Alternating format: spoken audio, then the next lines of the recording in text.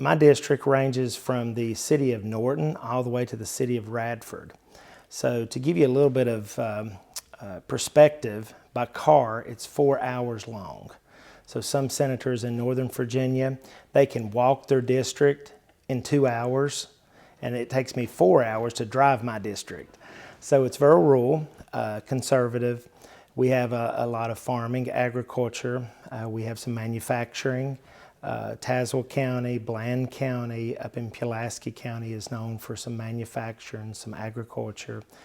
Buchanan County, Dickinson County, even some in Russell County, down in Wise County. They're known for their coal industry and the energy sector. So it's kind of a wide range of folks that we have in our district. And I can say that traveled every square mile of this district, I love just meeting the people. They're the type of people that I always tell in Richmond that if you break down beside the road, you'll have 3 people to pull in and want to help you. If you, and then they'll offer to come to my house and I'll feed you some dinner. So it's a very accommodating region of the Commonwealth. I was born, raised here, native, and I just love the 38th District. So I got to know Terry Brown when I was on the executive board of the Clinch Valley Medical Center Hospital, and I'd never heard of Blackberry Winter.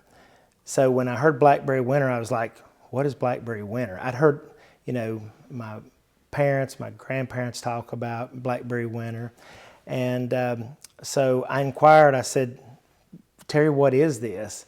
And she said, well, Travis, this is simply helping those that's going through a cold snap in their life, and it's non-judgmental, and we provide beds, we provide furniture, we provide food, anything that they need, we try to help them do that.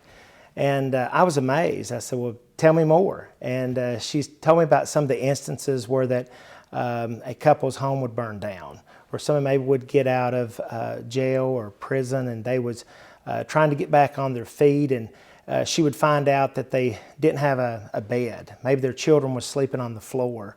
And she would just tell a coworker or a friend, and quickly it just spread around the community. And anybody that had any furniture, and sometimes they would even go buy like blankets or silverware, anything.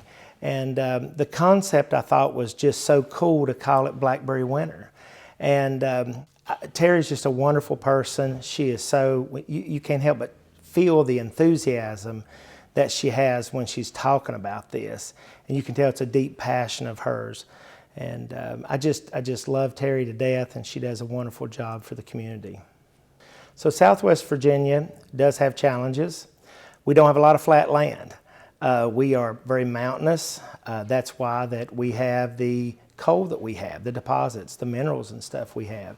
Back in the early part of the 50s and the 60s and the 70s, I can remember, of course, I was born in the 70s, and my father was a coal miner.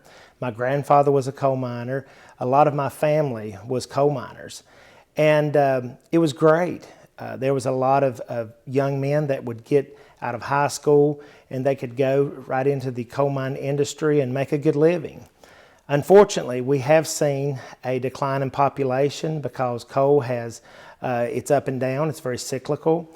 Sometimes coal is really good on the market, sometimes it's not so good. So we have seen over the past 3 to 4 decades a decline in the coal business. Not so much even as the demand for coal, but technology has taken the place of employees. So you can actually mine more coal today with a lot less manpower because of technologies. So that has really hurt our economy here in far southwest Virginia because they have not been able to replace that income in this area because factories or technology, technical parks, something like that, is just not here because for so many generations we relied upon the coal industry and the energy market to be able to provide those jobs, those incomes. So coupled with the very rocky and mountainous terrain, we don't have a lot of level land to be able to entice some of the larger corporations to come. So that has been a problem. We are in a double distressed area, and my whole 38th district is, so that is challenging. Our education, we struggle with our schools, losing population. We do have accredited schools. We do have several schools that receive high marks in the 38th district, but we really are just trying to get our head wrapped around what can we replace those high-paying coal jobs that we can have people that will want to come here and work and that can make similar money or even better money. So with the broadband, internet coming, we have got several programs in place that's going to be happening within the next 2 to 5 years, to where that every part of Southwest Virginia should be wired with broadband. So we are hoping, because we live in such a beautiful place, that we will attract maybe some of the people from these cities that would like to come to the mountains. Our crime's very low. Like I said earlier, there is not one person that you will meet here in Southwest Virginia that would not want to help you if you was in need. And that's just a wonderful place to live. So living here all my life, I have seen people go through hard times, people that's lost their job, maybe a spouse, and I've seen the frustrations and the challenges that they went through, and they would go to maybe a state agency or governmental agency to get help, and the red tape they have to go through is frustrating. The waiting period was frustrating, and Blackberry Winter really brings, it's a local charity organization by wonderful people that you basically pick up the phone call, and sometimes that very day, within hours, they take care of your need. And it's just so heartwarming to see our community gathering around this.